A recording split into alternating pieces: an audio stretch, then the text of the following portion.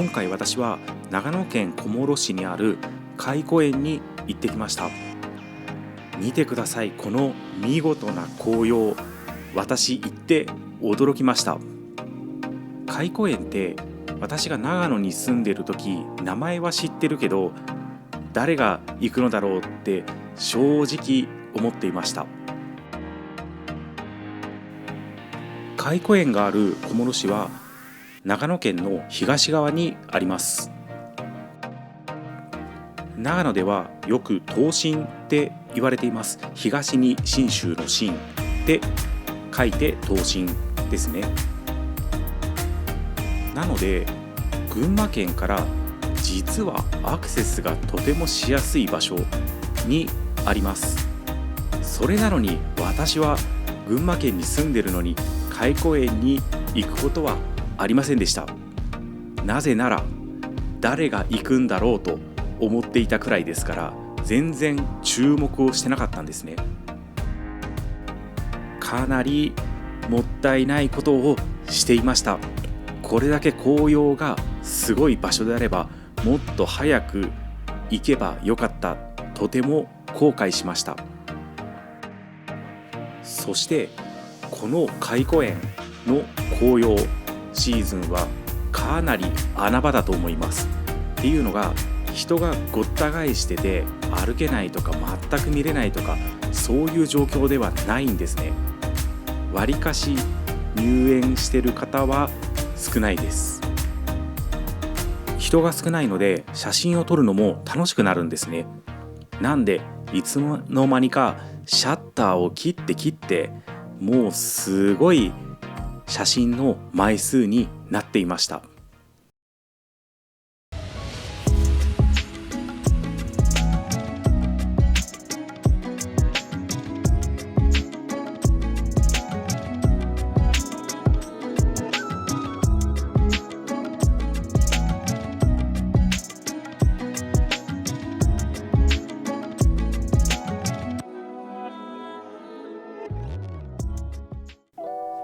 今回行ったのは11月の半ばの平日です。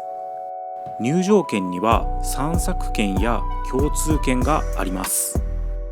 私が行った時は散策券、懐古園だけの散策券で200円でした。普段散策券は300円らしいんですね。ただ私が行った時というか来年の3月いっぱいまで懐古園にある動物園が閉園しているようでして、なので動物を見られないので200円になっているそうです。見てください、この千曲川と紅葉の組み合わせ、これが200円で見られるってすごくお得だと思いませんか？私本当にいいところに行ったと思います。動物見らんないのはねちょっと残念だったんですけど、ただこれで200円はかなりリーズナブルだと思います。懐古園を歩いてると藤村っていう漢字をよく見るんですね。これ藤村じゃなくて藤村なんです。文学で有名な島崎藤村、文学好きの方は絶対に知っていると思います。この島崎藤村は小諸で先生をしている時期がありました。島崎藤村って知らなかったので、私は草笛でそばを食べた時に藤村そばってなんだろうってずっと言っていました。とても恥ずかしいです。あとは有名な破壊という作品は島崎藤村が小諸にいる時に書いたらしいです。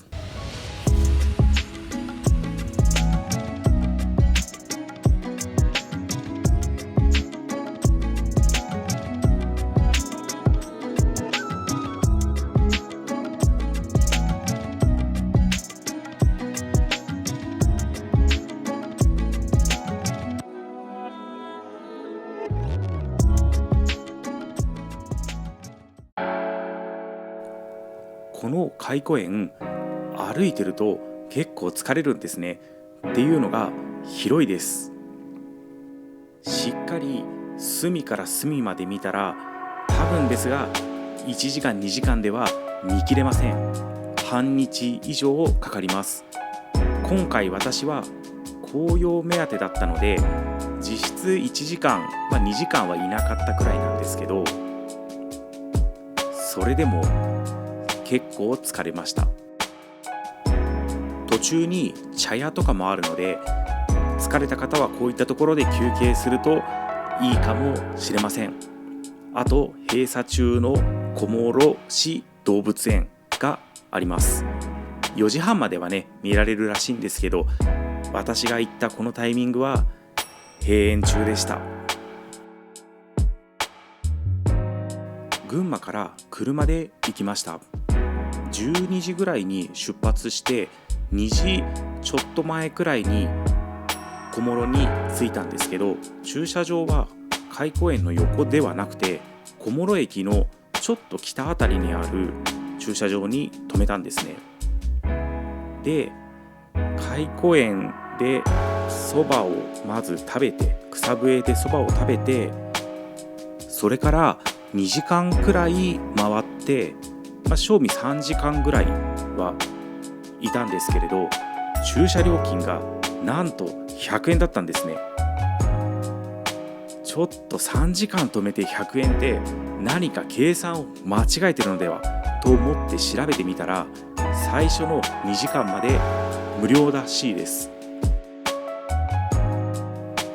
この開湖園の本丸があった場所は今神社があります。そしてここには鏡石というものがあって、武田信玄の軍師で有名な山本勘助が愛用していたものだそうです。本当かな？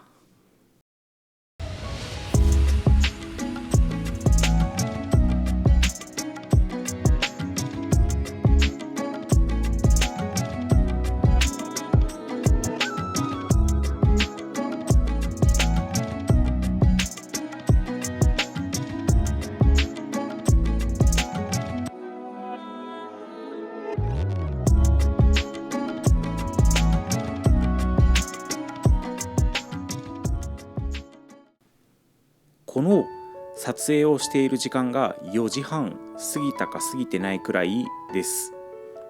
見てください。この人のいない感じ。開湖園がどれだけ有名じゃないか、穴場なのかっていうのがこれでわかります。そしてこの綺麗な紅葉を見られる。紅葉って言ったらやっぱり京都でしょうって言ってる方にこれは見てもらいたいですね。本当に綺麗ですから。とても綺麗な紅葉を楽しむことができました。来年もまた来たいと思います。そして撮影していてとても楽しい。来年もまた来てシャッターを切って楽しみたいと思います。今から楽しみです。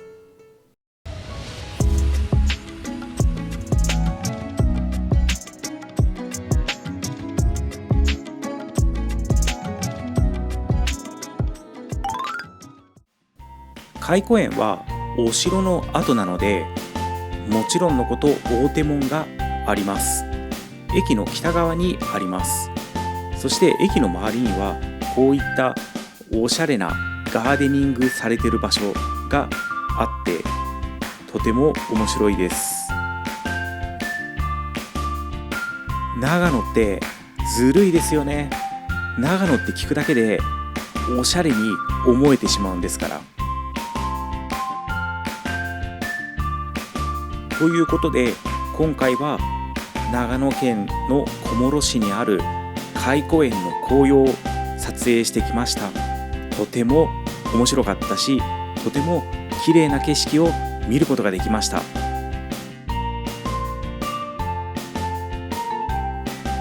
開湖園だけでなく、開湖園の周囲にある昔ながらの建造物、こういった場所も見て楽しむことができる小諸、とてもいい場所だと思いました。今回はここまでです。ご視聴いただきありがとうございました。